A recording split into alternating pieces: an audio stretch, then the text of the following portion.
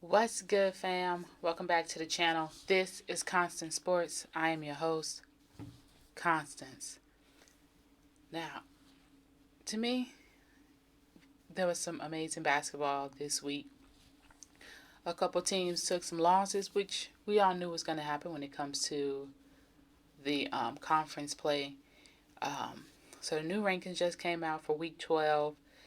There's some movement. There's some movement. So obviously South Carolina still number one. It's gonna happen. UCLA came up 2 point positions, are back as the number two team in the country, rightfully so.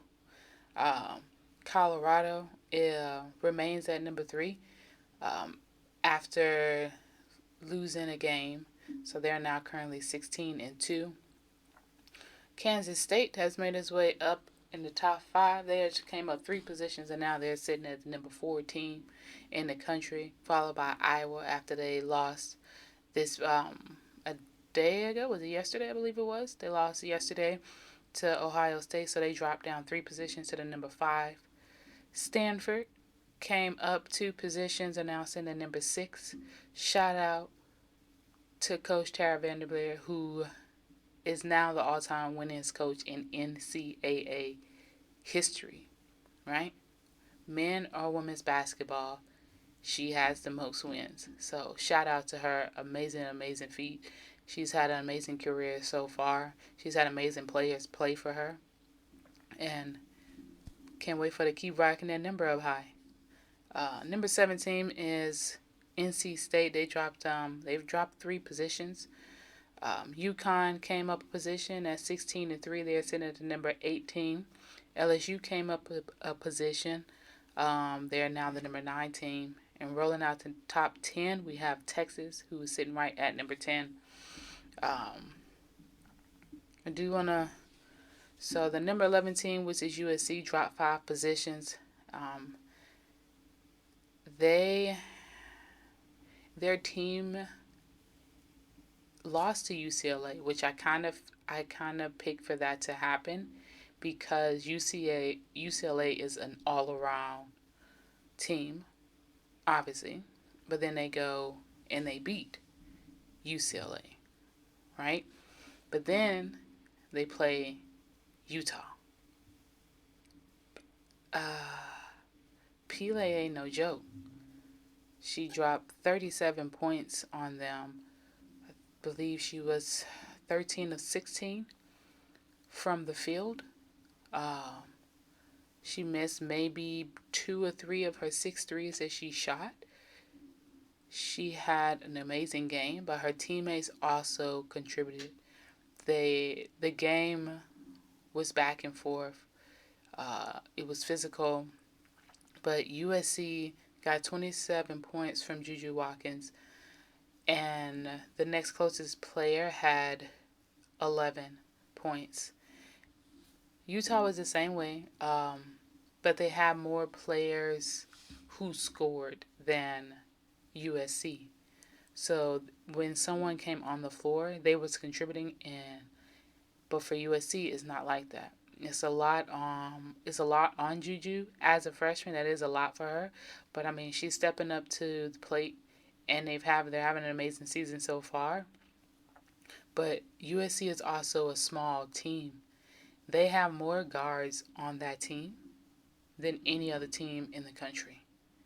Their bench is full of guards. They have two forwards. They don't have a true center. And that is going to hurt them down the stretch as they continue to play bigger teams. Because right now, I'm going to say it, the big girls are balling. The big girls are playing some amazing basketball.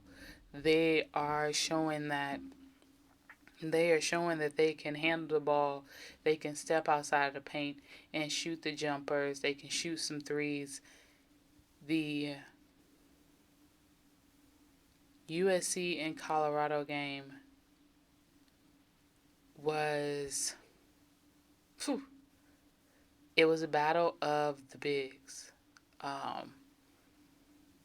The one big that USC has, she was playing. She was battling down there with Miller, and Miller is having herself a season. She really is.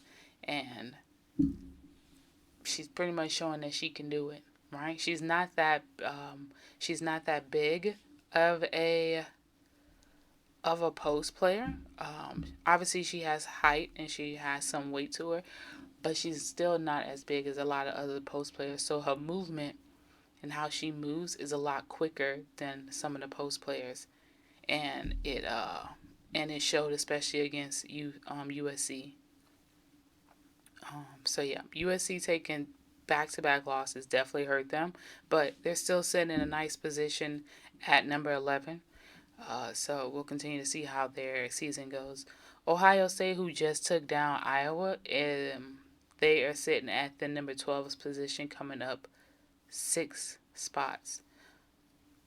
I'm going to talk about the Ohio State and the Iowa game because I feel like it hasn't been talked a lot about, because I feel like the Caitlin Clark running, Caitlin Clark and a fan, or pretty much probably a student, crashing into each other onto the court has pretty much became the story instead of the actual game.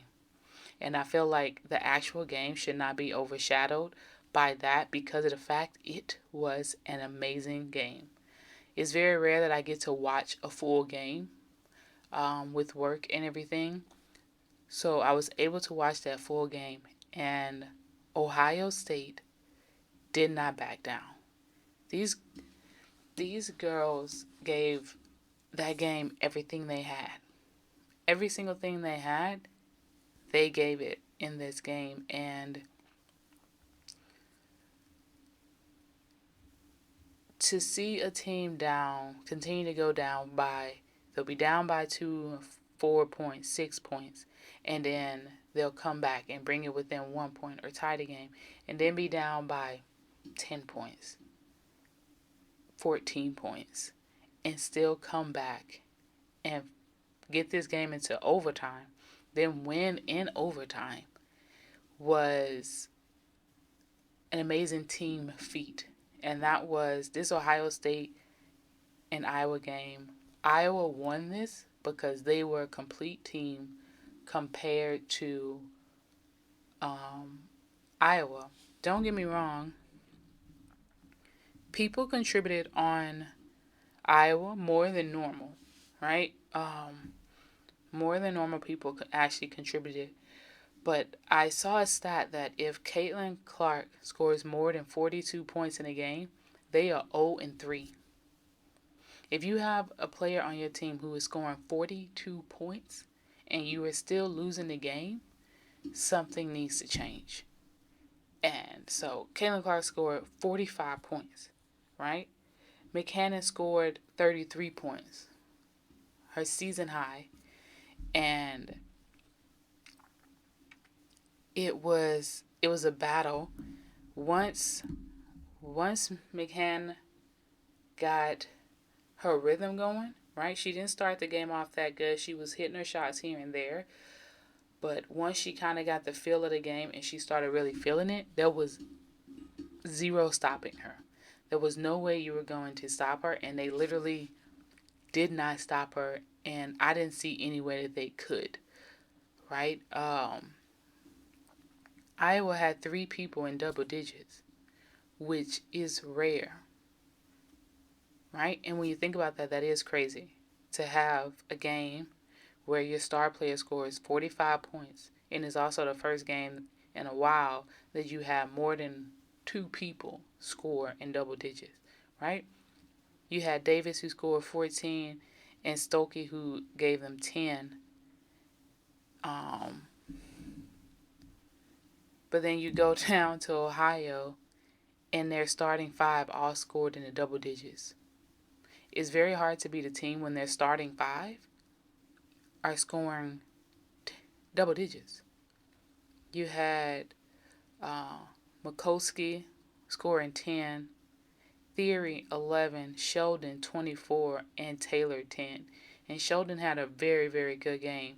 She was driving to the basket. The steals that they had was at key points. And they Iowa played an amazing game, but we also know that Iowa and Ohio, that's a good matchup. It was a good matchup last year, and it was a good matchup this year, and it's going to continue to be a good matchup until Caitlin Clark leaves, because we don't know what that team's going to look like without Caitlin Clark there, which at this moment, it don't look good, because they are who everything goes through her, and like I said in my last video, it works for them. It was just at this instant they ran into a team who, to me, wanted it more. I felt like when Iowa was down, and it was down by like 6 points or 9 points, I was like, you can't say that you beat them yet because they have Caitlin Clark. And in their minds, they were thinking the exact same way, that they had Caitlin Clark and that she would bail them out. And rightfully so, she's done it many of times. But Ohio State played amazing defense on her. Like I said in the championship game versus Iowa and LSU, all you have to do is play defense on everyone on that team and on Caitlin. She's going to get her points. You're not going to stop her from actually getting her points. It's very hard because she can still drive to the basket. She's going to get her assist in, and she doesn't need that much time to shoot the ball. She can come off a screen and you can be there, and she's still going to shoot it and probably make it. So it pretty much is, they just wore her out. She was driving to the basket. They was letting her drive to the basket. Taylor got into foul trouble, so she really couldn't guard her as physical as she was in the beginning. So if you let her do what she wants, tire her out, but also make her have to play defense, which she did. She had to play defense because everyone on Ohio was scoring the ball. So it wasn't like they could put her on a player who wasn't scoring that much or who wasn't as physical, because Iowa, all of the girls on there are physical. They're all going to drive to the basket. Their post players stepping out and shooting threes. So it's like, who can you put Caitlin on to give her a break while she's on the floor? And Iowa just isn't that team that she's going to be able to get a break from.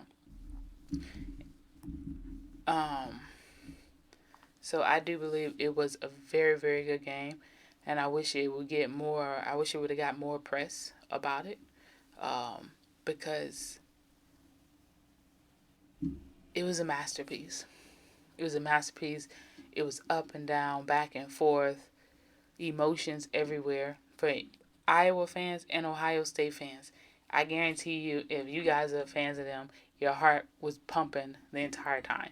My heart was pumping, and I'm not even a fan of these teams, but it was such an amazing game that I was just like, who's going to win? Who is going to win this game? And Ohio State pulled it out, so congratulations to them. They did a very good job. And that's all I got for today. Thank you guys for watching and supporting me. Peace, love, happiness. Like, comment, subscribe.